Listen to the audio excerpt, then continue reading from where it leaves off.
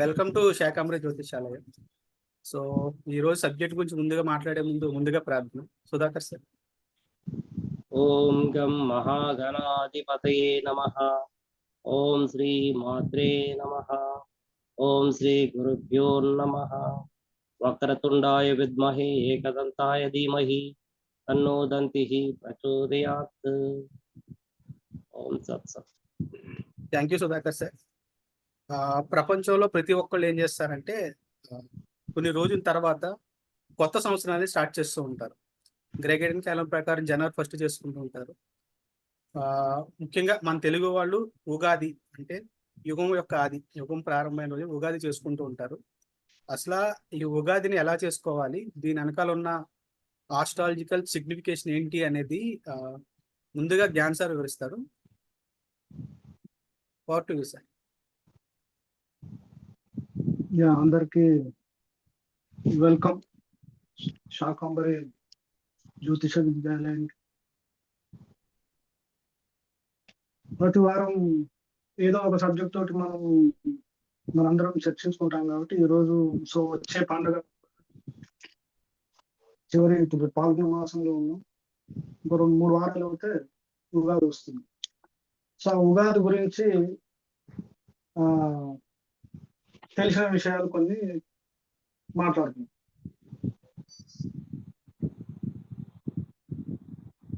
శ్రద్ధగా చెప్తుంది. ఉగాది యాక్చువల్ ఉగాదికి పుట్టుకే మాతృక ఏంటంటే యుగాది. యుగం ప్లస్ ఆది అంటే ప్రారంభం. యుగం యొక్క ప్రారంభాన్ని యుగాది అని, ఆ యుగాది కాస్త తెలుగులో ఉగాదిగా మారటం అనేది మాట్లాడుతుంది. అయితే ఈ ఉగాదికి కాలచక్ర గమనంలో ఉన్నటువంటి సూర్యచంద్రుల యొక్క ప్రయాణం, ఆకాశ వీధిలో వీటి యొక్క గమనం ప్రకారం ప్రతి మనిషికి దిన ప్రమాణం, నెల ప్రమాణం, సంవత్సర ప్రమాణం అని టైం డివిజన్ అంటే కాలాన్ని విభజించటం. అంటే కాలానికి వేదం ప్రకారం ఏంటంటే అనంతమైన కాలం. దీనికి ఆది, అంతం, మధ్య లాంటివి లేవు. ఇది నెవర్ ఎండింగ్. అంటే దీనికి అనంతం. కాలానికి ఏంటంటే అనంతం అంటే అంతం లేనటువంటి. సో మరి అంతం లేనటువంటి ప్రయాణంలో ఏది మొదలు ఏది చివర, దాన్ని కాలాన్ని ఎలా గణించాలి అనే ఒక సిస్టమ్ కావాలని ఎప్పుడైతే అనుకున్నారో ఋషులు, లేకుంటే మనం త్రిమూర్తులు అనుకుందాం, ఎందుకంటే వారు కూడా కాలాన్ని ఒక్కొక్క లోకంలో ఒక్కొక్క పరిమాణంతో కాల విభజన అవుతుంది. సో ఆ కాల విభజనలో మనకి ఎన్నో రకాల బ్రహ్మ యొక్క ఆయుష్ అని వస్తుంది. తర్వాత బ్రహ్మకు ఒక రోజు వస్తుంది, దాన్ని కల్పం అంటాం. ఆ కల్పానికి మన్వంతరాలు, ఒక్కో కల్పానికి 14 మన్వంతరాలు ఉంటాయి. ఆ మన్వంతరాలకి మళ్ళీ మహాయుగాలు ఉంటాయి. తర్వాత ఒక్కొక్క మహాయుగంలో కొన్ని విడిగా యుగాలు ఉంటాయి. వాటిని చతుర్యుగాలు అంటారు. అంటే 4 యుగాలు, ఒక చాతుర్యుగం కలిస్తే ఒక మహాయుగం. మళ్ళీ యుగానికి, ప్రతి మహాయుగానికి ఒక సంధి. సో ఇదంతా కాల విభజన. కాల విభజనలో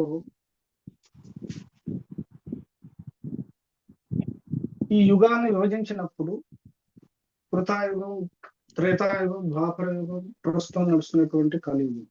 సో ఈ 4 కలిపితే ఒక మహాయుగం. సో ఇలాంటి మహాయుగాలు ఎన్నో గడిచిపోయాయి ఇంతకుముందు. మహాయుగాన్ని మన్వంతరాలని, మన్వంతర కల్పాలని బ్రహ్మాయుషుగా, తర్వాత ఇలాంటి బ్రహ్మలు ఎంతో మంది వెళ్ళారని. సో ఈ బ్రహ్మకి మళ్ళీ విష్ణు అని, ఇలాంటి విష్ణువులు ఎందరో పోయారు, ఎందరో మారారు ఒకరి తర్వాత విష్ణువుకి పైన శివుడు, ఇలాంటి శివులు ఎంతో మంది మారారు. చివరికి ఉండేది ఏంటంటే ఎప్పటికీ అచేతనంగా, అంటే దానికి మార్పు లేకుండా ఉండేది ఒకటే పరాశక్తి. సో అక్కడి నుంచి కాల విభజన మొదలయ్యి ప్రస్తుతం మనం ఉంటున్నటువంటి ఈ యుగం కాలం వరకు ఆ కాలాన్ని విభజించి సో యుగాలు అనేటివి చెప్పుకుంటూ వచ్చాం కాబట్టి ప్రస్తుతం మనం కలియుగంలో ఈ 28వ మహాయుగంలో అందులో చివరిదైనటువంటి మహాయుగంలో ఒక మహాయుగంలో 4వ యుగం కృతాయుగంలో కలియుగంలో ఉన్నాం కాబట్టి మనం కలియుగం మొదలై ఇప్పుడు 5,000 సంవత్సరాలు కొన్ని ఇక్కడ మహాభారత యుద్ధం ద్వాపర యుగం పరిసమాప్తి అయిపోయి తర్వాత కలియుగం మొదలైంది చెప్పుకుంటాం. మన పంచాంగాలు ఉన్నటువంటి సిద్ధాంతం ప్రకారం మనకు లభించినటువంటి సూర్య సిద్ధాంతం కానీ గృహ సిద్ధాంతం కానీ దానికి ఆధారంగా చేసుకొని మనం పలానా సంవత్సరంలో ఉన్నాం. అయితే హిందూ పంచాంగం ప్రకారం ప్రతి సంవత్సరం ఈ 12 మాసాలు పూర్తయి మొదటి మాసం అయినటువంటి చైత్ర మాసం ఎప్పుడైతే వస్తుందో చైత్ర మాసంలో రవి చంద్రుడు ఇద్దరు ఒకే రేఖ పైన అంటే అమావాస్య పాల్గొన అమావాస్య పూర్తయి చైత్ర శుద్ధ దాని శుక్లపక్షం శుద్ధపక్షం శుక్లపక్ష పాడ్యం మొదటి రోజు అంటే సూర్యచంద్రుడు ఒకే డిగ్రీ మీద ఎప్పుడైతే వస్తుందో అది సంధి అంటే ఒక సంవత్సరం గడిచిపోయి మళ్ళీ నూతన సంవత్సరం మొదలు కావటం. అంటే ఈ సంవత్సరాలకి ప్రతీక ఏంటంటే ఓన్లీ సూర్యుడి యొక్క చంద్రుడి యొక్క గమనం మీద మనం కాలాన్ని టైంని మనం తీసుకుంటాం. ప్రస్తుతం ప్రపంచంలో ఆంగ్ల సంవత్సరాలు మిగతా సంవత్సరాలు రకరకాల సంవత్సరాలు ఒక్కొక్క ప్రజలు కొన్ని తెగలు కొన్ని సమూహాలు కొన్ని దేశాలు కొన్ని జాతులు వాళ్ళకు అనుగుణంగా పూర్వకాలం నుంచి వస్తున్నటువంటి ఆచారాల ప్రకారం అనుకుని ఏదైనా వాళ్ళకి సంబంధించిన పంచాంగాలు మన ఇండియాలోని చాంద్రమానం తర్వాత సూర్యమానం తర్వాత భారస్తమానం తర్వాత శుక్రుడు సంబంధించినటువంటి భార్గవమానం ఇలా రకరకాల సంబంధించినటువంటి మానాలు అంటే ఒక్కొక్క గ్రహంతో ఆధారం చేసుకొని ఆ గ్రహం యొక్క పరివర్తన ప్రకారంగా కాలాన్ని విభజన చేసుకుంటూ వచ్చారు కాబట్టి వాళ్ళు చేసుకుంటుంది. మన దగ్గర మన సూర్యచంద్రులు ఎప్పుడైతే కలిసి అమావాస్య తర్వాత చైత్ర మాసం మొదటి రోజు వస్తుందో దాన్ని ఉగాది చేసుకుంటాం. ఇక తర్వాత పూర్తిగా సూర్యమానాన్ని అనుసరించి చేసే వాళ్ళ సౌత్ లో 1 second.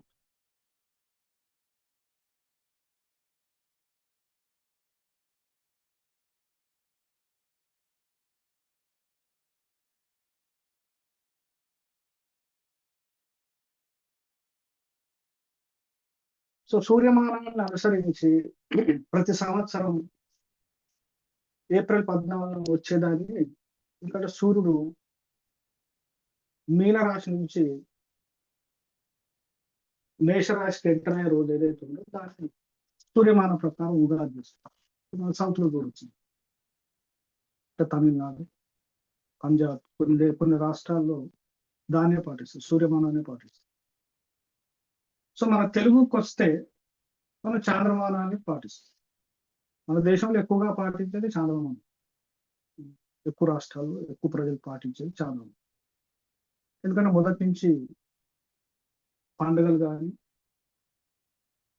ఎందుకంటే సూర్యచంద్రుల యొక్క గమనాన్ని బట్టే మనకి తిథులు ఏర్పడతాయి.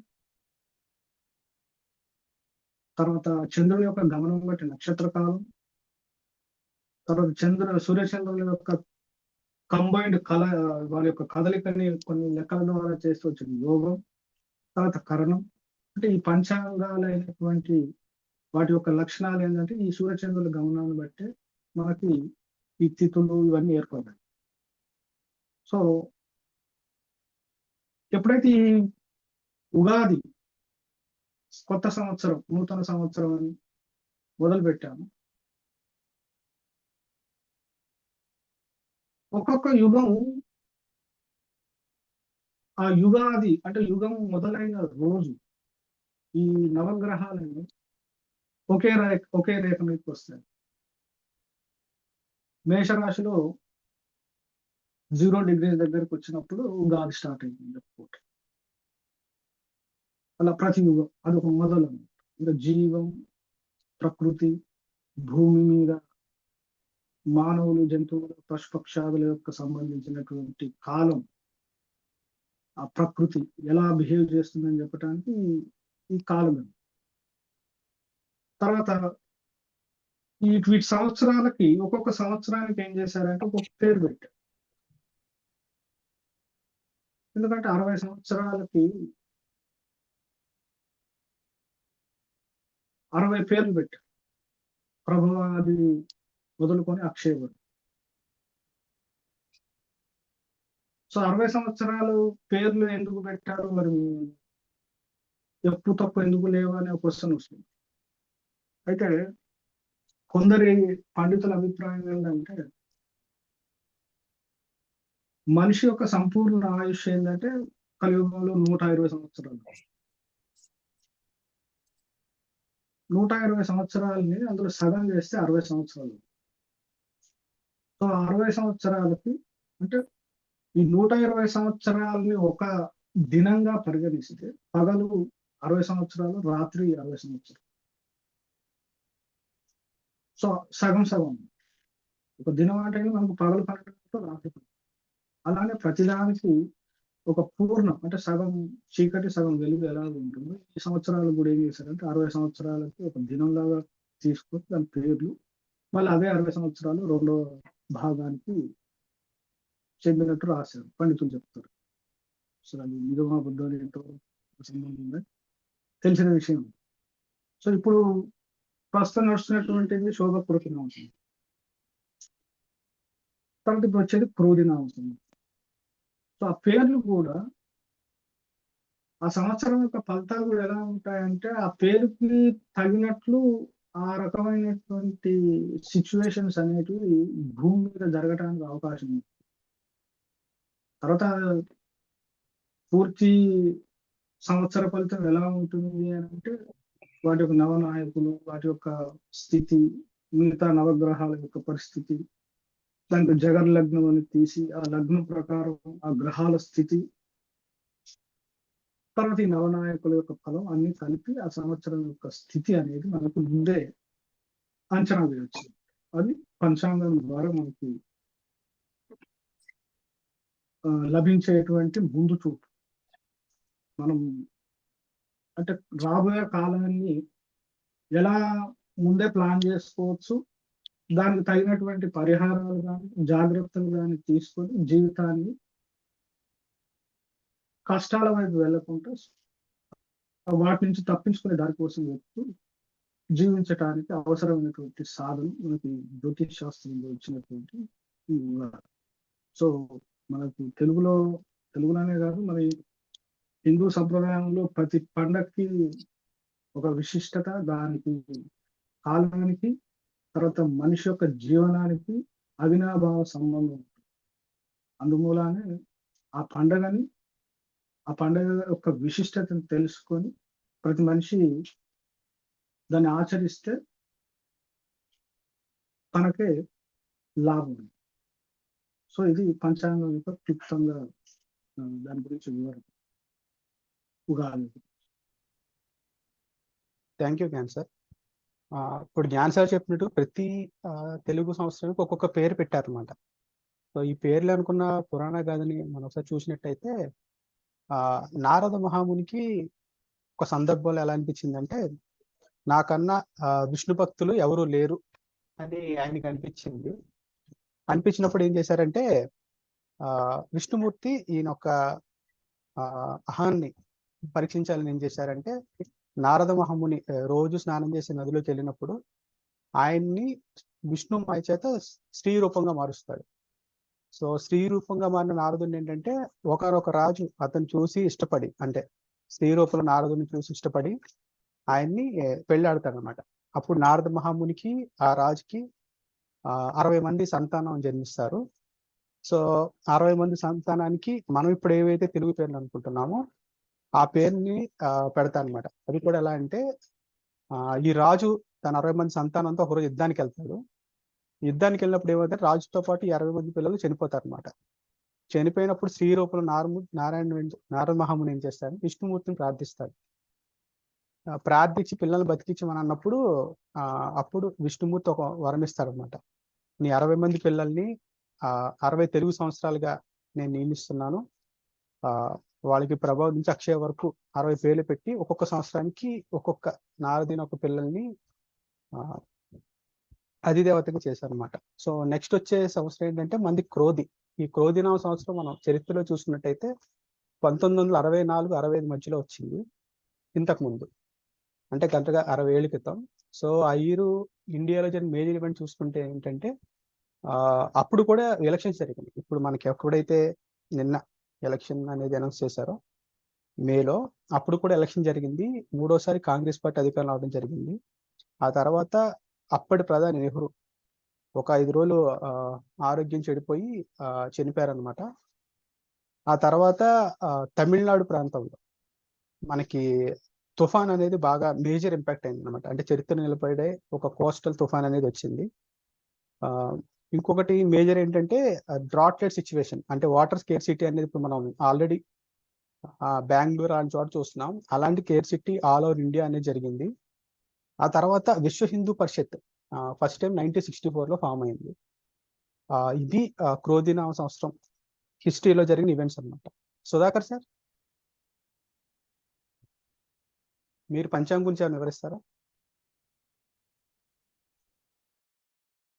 ఉగాది గురించి. సారీ,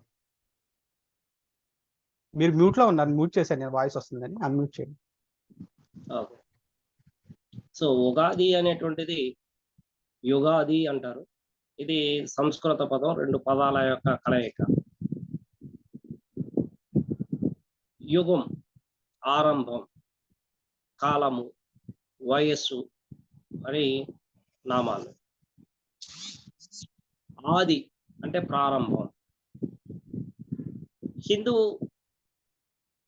విశ్వాసం ప్రకారము, శాస్త్రం ప్రకారము ఈ విశ్వాన్ని సృష్టించినటువంటి బ్రహ్మదేవుడు ఈ రోజే అంటే ఉగాది రోజే ప్రారంభించాడు అనేది శాస్త్రం తెలియజేస్తాం.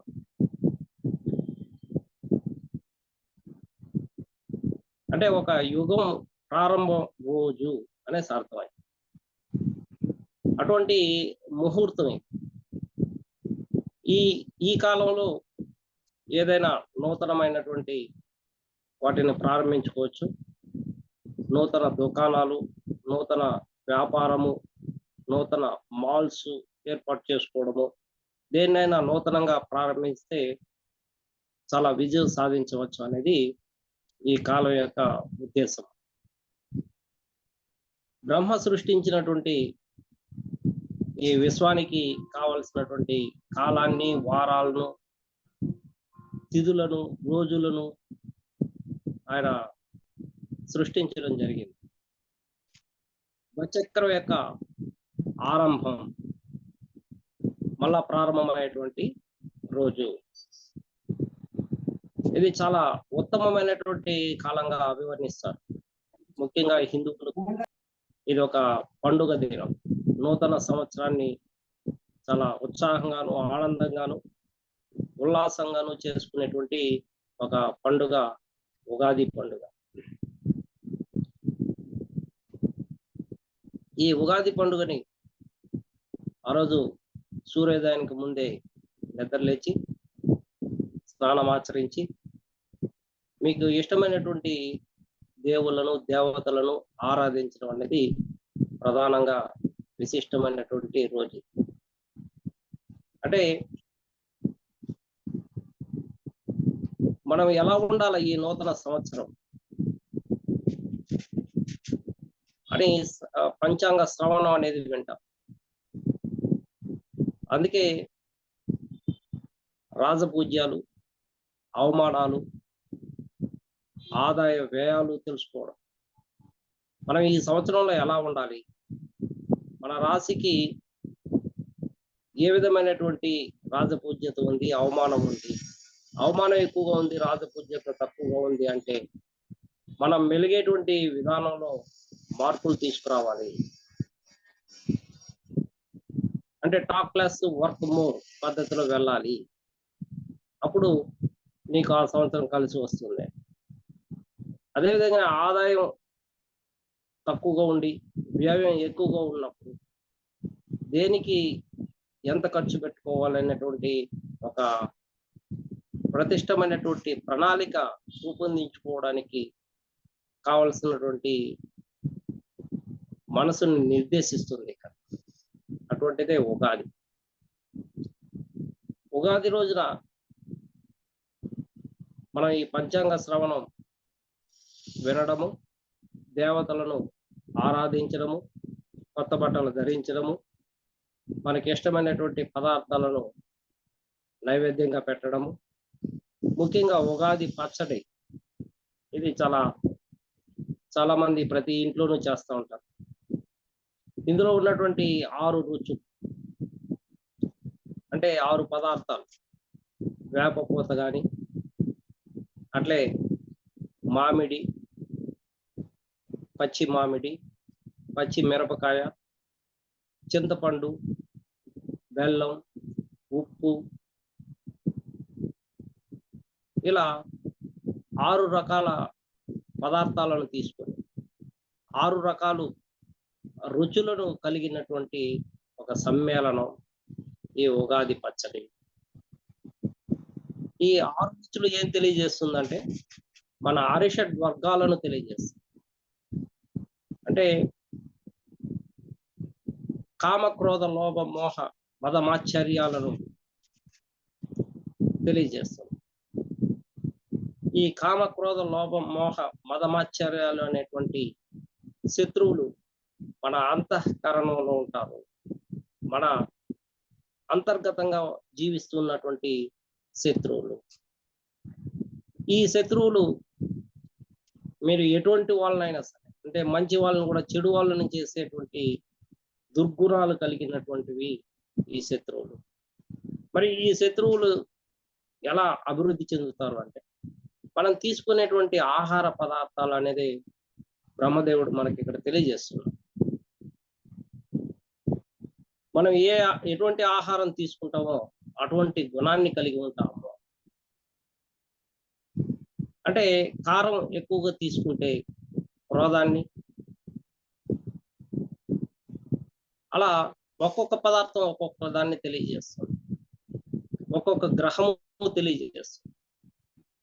అంటే కారానికి కారకుడైనటువంటి గ్రహము రవిగ్రహంగాను, చేదుకు కారణమైనటువంటి కారకుడు కుజగ్రహంగాను, వగరుకి కారణమైనటువంటి గ్రహము శనిగ్రహంగాను, తీపికి కారణమైనటువంటి గ్రహము గురువుగాను, పులుపుకి కారణమైనటువంటి గ్రహము శుక్రుడుగాను, ఈ 6 సమ్మేళనాలు కలిపితే అది బుధుడుగా వర్ణించడం జరిగింది. కాబట్టి తమో రజో గుణాలు మనలో ఏ విధంగా ఉద్భవిస్తాయి అంటే మనం తీసుకునేటువంటి ఆహార పదార్థాలే. వీటినన్నిటినీ మనం బ్యాలెన్స్ చేసినప్పుడు మాత్రమే మనము మంచి గుణాన్ని, తమో గుణాన్ని పొందగలుగుతాం అనేది ఈ ఉగాది యొక్క విశిష్టత అన్నమాట. అంటే ఏది ఎక్కువ లేకుండా ఈ ఉగాది పచ్చడి ఎలా ఉంటుందంటే ఏది ఎక్కువ ఉండదు. కారం ఎక్కువ ఉండదు, ఉప్పు, పులుపు, వగరు, చేదు ఇలా అన్నిటినీ కలిపినటువంటి సమ్మేళనం ఇంకో రకమైనటువంటి రుచుల్ని కల్పిస్తుంది. అందువలన మీరు తీసుకునేటువంటి ఆహార పదార్థాలు కూడా ఒకే రకమైనటువంటిది తీసుకోకుండా ప్రతిరోజు కూడా సమపాలల్లో తీసుకుంటే మీలో మంచి గుణాలు అలవాటయ్యే అవకాశాలు ఉన్నాయి.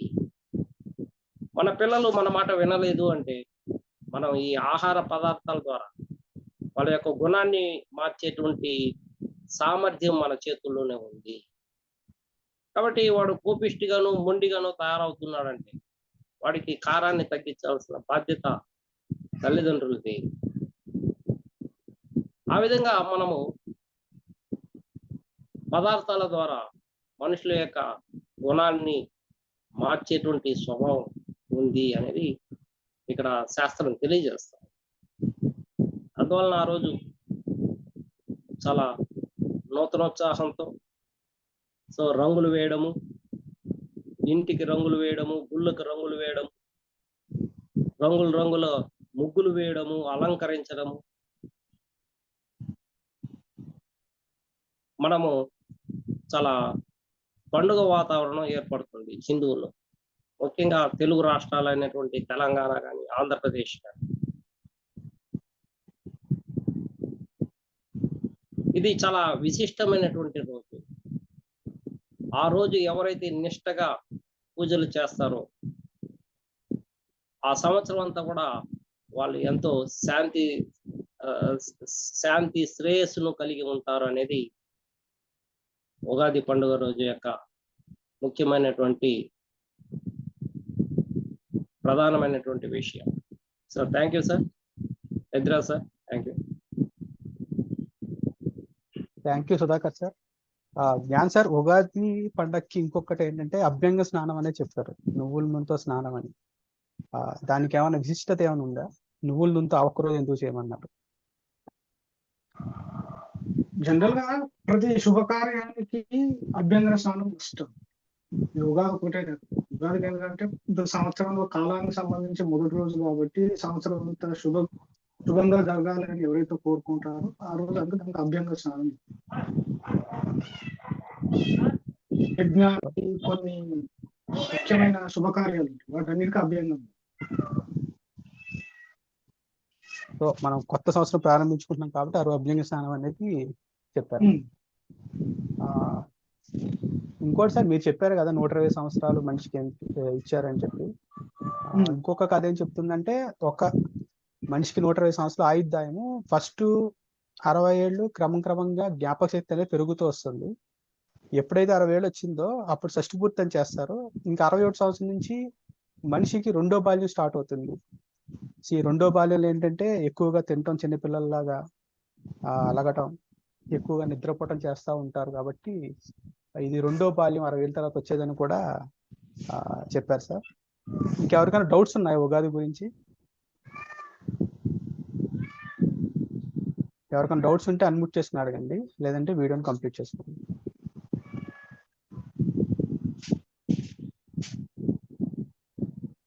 ఓకే, డౌట్స్ ఎవరికి లేదు, వీడియో కంప్లీట్ చేసుకుందాం. నెక్స్ట్ వీడియోలో ఏంటంటే ఒక మంచి సంస్కృతి అనేది పోయిందనమాట. పంచాంగం అంటే ఉగాది ఒక్కరోజే చూసుకుంటున్నారు, ఆ రోజు ఒక్కరోజు వచ్చింది. కానీ పంచాంగం అని ఏంటంటే ప్రతిరోజు చూసుకునేది 365 రోజులు. సో నెక్స్ట్ వీడియోలో అసలు పంచాంగం అంటే ఏంటి, ఈ పంచాంగానికి వార, తిథి, నక్షత్ర, యోగ కర్ణాలు అంటే ఏంటి, వాటి విశిష్టత ఏంటి అనేది మనకు ప్యానల్ మెంబర్స్ చూసుకుంది ద్వారా తెలుసుకుందాం. Thanks for watching Shakambari Jyothishalayam. ఈ వీడియో కనుక మీకు నచ్చినట్టయితే లైక్ చేయండి, షేర్ చేయండి. మా శాకాంబరి యూట్యూబ్ ఛానల్ సబ్స్క్రైబ్ చేసుకోండి.